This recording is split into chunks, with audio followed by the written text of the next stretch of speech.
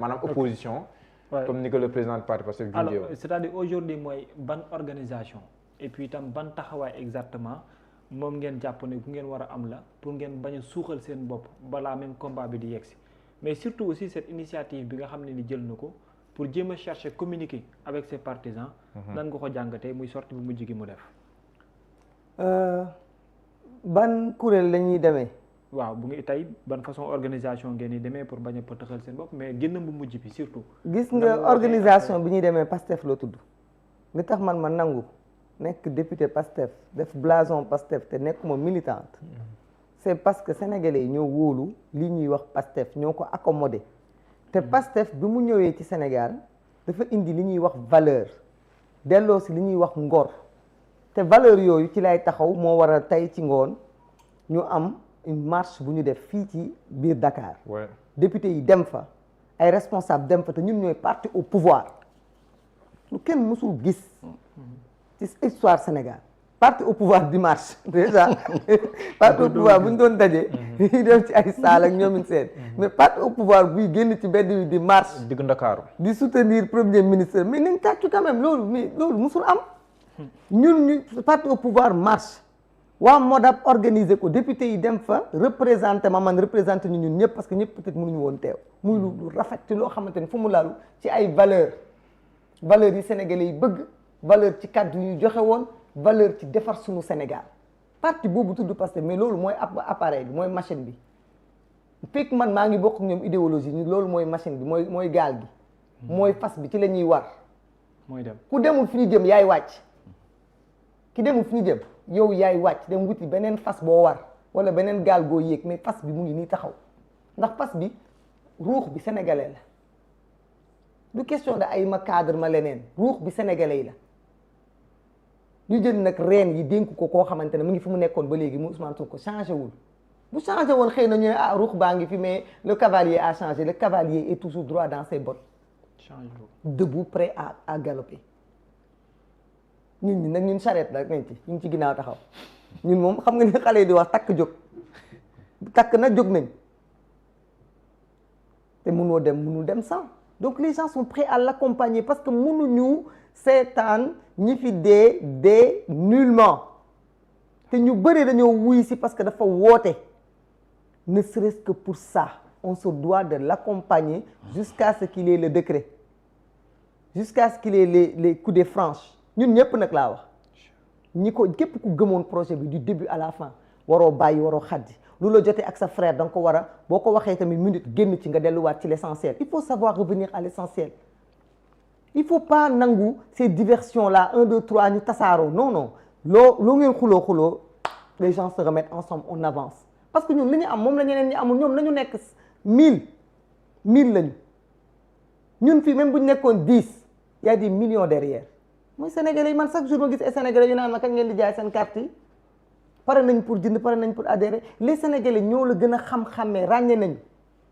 ñoom ñoo décidé adhérer ci lii ñu def nii discours bi dama koy rafetlu te dama naan rek li am solo te moom lay ñaan tamit moo ñu gën a defar suñu toogaay parce que ñun suñu toogaay bu ñu ko defaree discours yi day wàññeeku ndax gis nga nag quand on a un leader bu yëg ci benn niveau bi il faut pas toujours lui dire descends remonte yéegal wàccal communication am na solo mais des fois am na yoo xamante ne ñoo ko war a mottalil suñu bopp xamal ko suñu bopp te du laaj ñu koy leeral dañu koy faram fàcceel suñu passion ak suñu dynamique day tax ba souvent on a besoin de wax bi bëri mais gis nga fi ñu jëm boo amee nit bu ko préserver parce que li ñu jàkkaar loolu nii mais du rek ay c'est trop petit de penser que c'est politique wala ay groupe parti politique wala ay association yoo xam ni kenn ci ñoom ku jàkkaarloo ak sénégalais jarul sa nga naan cabine téléphonique sénégalais ñoo leen déjà wóoruwuñ leen ñenn ñi dem nañu ni ma la wax ñi ci nekk ñoo xam def nañ parti politique yi fi nekk yëpp def nañ ko c'est des anciens de tout ils ont été anciens de toutes les formations politiques ñooñu ils ont fait leur temps mais ñun on est fronté à quoi on est front au monde multinational yi l'impérialisme ñi nga xam ne tey seen dernière base militaire mu ngi fii barki dem lañ leen fi jëlee ñu taxaw bëgguñu woon ñun ñu egsi ñu ne dinañ def le tout ba projet bii ñu am ñu capoté ñi nga xamante ne dañu noot Afrique bi yëpp dajale leen ñun ñu taxaw ñu ne ñun ñu am leadership bi nga xam ni y a beaucoup de présidents africains qui s'identifient à notre premier ministre et qui sont prêts demain une fois qu'il sera président à lui donner la main pour que ensemble ñu am cette union africaine bu dëgër bi ñu war a am pour que ensemble ñu bokk dans le jeu politique là les gens sont en train de parler d'une guerre qui se passe en Iran guerre boo xamante ne les gens pensent que c'est une guerre par rapport ak Iran ak États-Unis c'est une guerre nucléaire alors que c'est une guerre économique alors que c'est le problème entre les États-Unis et la Chine. Chine nga xamante ne de façon énergétique ils sont en train de se développer l'énergie bi ñu am pétrole bi ñu am di ko jënd ci iraniens yi américains yi xam ne mu ngi bëgg a dee parce que Chine mu ngi leen di massacrer ñu songu Iran pour atteindre la Chine foofu la ñu toll ñun on est un pays énergétique dañu am gaz am pétrole ñu war ko utiliser ñu war a positionner wu am ay nit ñu bëgg ñu dugal ci ay bas étage ay affaires de coalition rétrograde des vieillards briscards qui sont là depuis avant qu'on soit né c'est pas possible on n'accepte pas nañ bañ Bira nañ bañ ñun ñëpp nañ bañ nañu ne non fi Sénégal toll géopolitique ñun dañuy bokk ñun am nañ suñu gaz am nañ suñu pétrole tey réew mi bu lépp tëjoon sax waroon nañu mën a ñun dund tranquillement mais lan am na ñu koy waxtaanee jaay ko ñu koy exploiter ñu war a renégocier loolu nit ñi dañu téye bañ ñu dem bañ ñoo lebal dañuy dawloo ñu nekk ci marché africain bi régional bi gars yi di leen wax ngeen nangu restructuration yi ñu ngi naan leen nangu leen dam leen nangu ji restructuration ñun ñu bañ loolu neen si ñëw sax ñu bañ ne duñu nangu loolu d'ailleurs ñu ngi ciy def benn motion boo xamante ne doyen Alla Kane moo ko déposé pour soutenir suñu gouvernement ci le fait que ñu bañ restructuration boobu on est ci beneen niveau la ñu nekk mais tu as ces ennemis du Sénégal qui ont toujours refusé que le Sénégal avance qui sont une association de malfaiteurs des voleurs en bande organisée ñoo fi nekk depuis temps Senghor ba léegi qui s'associent séddoo suuf si séddoo les privilèges téye réew mi ñooñu ñoo fi bëgg a taxaw ne dañuy téyewaat réew mi ñun dañ koy nangu Sénégalais dañuy nangu loolu les Sénégalais doivent se mettre derrière le Premier ministre et comprendre ni les enjeux sont ailleurs les enjeux ne sont pas des enjeux de personnes c'est des enjeux d'un tournant décisif devant le monde. La Chine est venue remplacer les pays européens en matière de partenaires au Sénégal. Effectivement. La Chine est attaquée par les États-Unis au niveau mondial. Les États-Unis n'osent pas attaquer la Chine directement. Ils vont attaquer l'Iran en disant, en parlant de l'uranium. dafa neex diction. waaw xaaral ma bien sûr ma poser question wala da nga may poser. non xaaral ma bàyyi. léegi waaw dama ko bëggoon may mu souffler benn. waaw bàyyi ma souffler waaw may leen ma ndox. non kon xaaral ma jox ko benn laaj. après yow mu ñëw souffler 2 minutes. non laaj bi c'est si kii bi la lancé bi la. kon may ma kon ma laaj sama laaj kon. kon laaj léegi soxna may mën a bu so. waaw déglu naa la attentivement parce que coupure extrait moo tax quoi. déglu naa la attentivement. mais ni ma lay dégloo ngay wax. nga ni am na sax ñu leen di laaj carte yi foo leen toll ci njaayum carte mi Pastef fi ñu toll ñii wax ak yow xamuñu ndégam ni bokkoo Pastef xamuñu ko ñu bëri xamuñu ko waaw am na ku doon toog di wax ba nit ñi naan ko yéen waa Pastef ndekete bokkul Pastef ba mu demee ba sonn ceef yi mu dem soobu Pastef muy Samba Tall Sarr pour mu léegi coow li doon benn mu gën a libre ci li muy défendre coow li doon benn léegi yow boobu ba léegi premier ministre Pastef premier ministre combat boobu ci biir nga nekk ba xàmmeetoo sax sa bopp fi ñu toll nii. man kay xàmme naa sa bopp say ñooñ ñu démb xàmmeetuñu la parce que yow ñu ngi la jàpp ni yaa ngi biir. mooy borom focus. léegi ngoney Pastef yi yaay seen tata. waaw boo ne leen stop focus leen ñu tata joxe na ndigal. des fois nga génne batu baseball bi menacé leen. dañoo baax rek nag waa léegi qu'est-ce qui vous empêche d'aller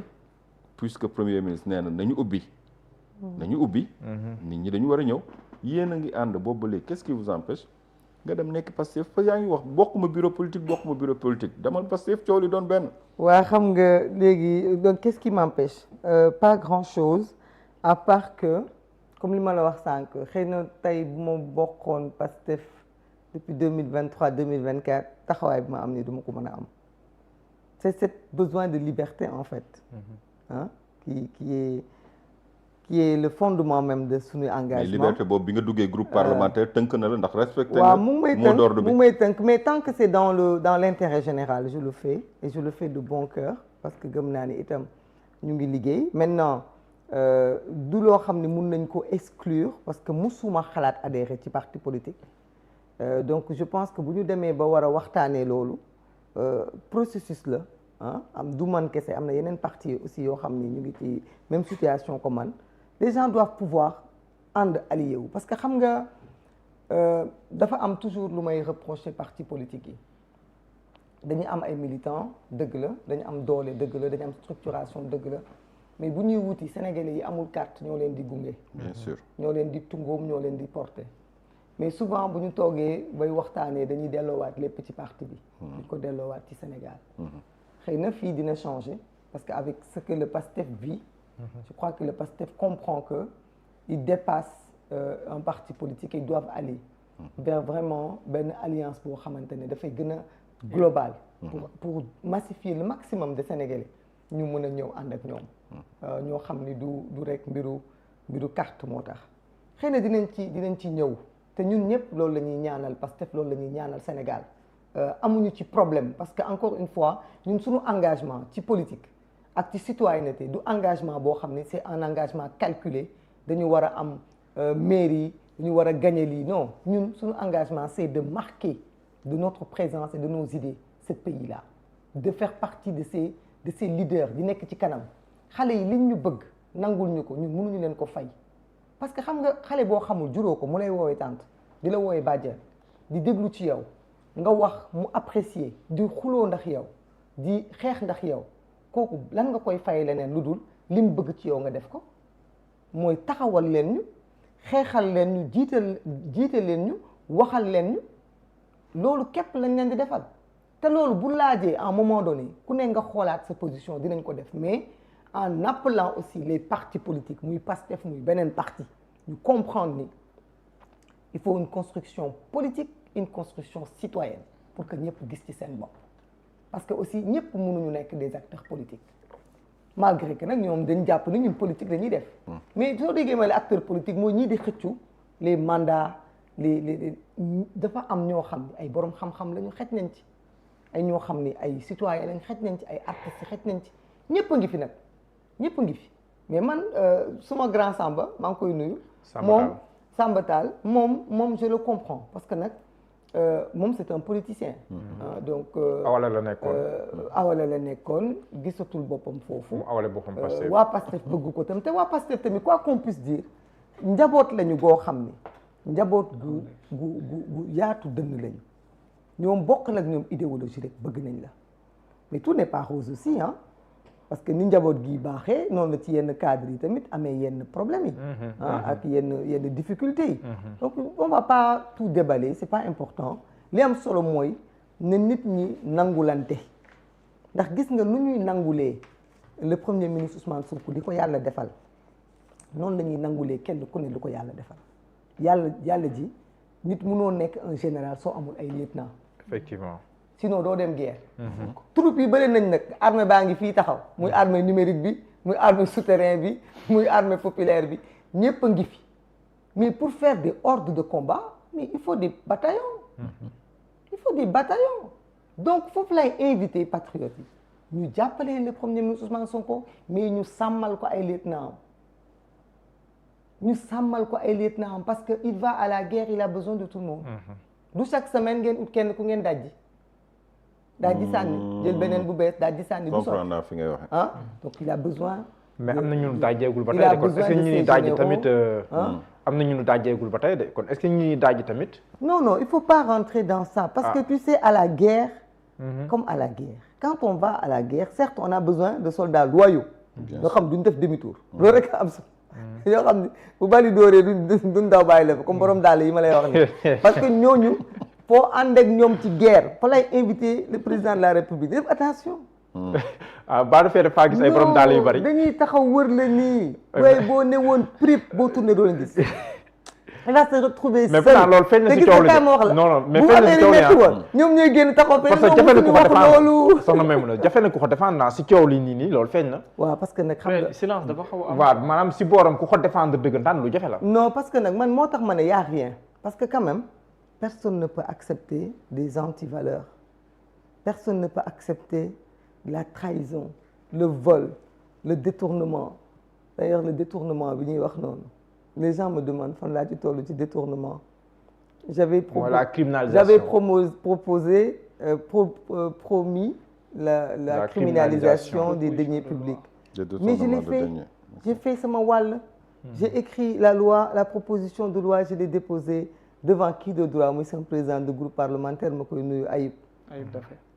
Dernièrement j'ai eu un retour yàggul bi ma ci tontoo ne ma loi bi càmbar nañ ko am na solo mais nuñ ko bindee am na ay manquements man du ma juriste damay ñaan rek ñu bindaat ko bu baax parce que am nañu ñoom nguudam buub ak ñeneen des experts yu nekk suñu wet nañ ko bind parce que loi bi du càgginu man maa ko porté déedéet li ma bëgg mooy sama groupe parlementaire porté ko parce que man mënu ma porté loi initiative rek laa mën a am dama koy indi ci groupe parlementaire ñoom ñoo ko war a porté mais li am solo mooy sénégalais yi ñoo soxla loi boobu moo gën a sérieux vol de bétail de sénégalais yi ñoo soxla loi boobu donc ak lu ci mën a am ci manquement bind bi nañ ko jooyanti te présenté ko le plus tôt possible parce que c'est les sénégalais c'est une demande sociale loi boobu man bi ma ko waxee dëkk bi yépp a yëngu pour dire à quel point les Sénégalais attendent cette loi-là. D'accord. Donc il faut le faire, il faut avancer, comme d'autres choses, parce que les Sénégalais aussi nous demandent beaucoup de choses. Mais ñun en tant que bàyyi ñu continuer foofu rek wala. waaw non dina si ñoom mooy. waaw parce que xam nga ñun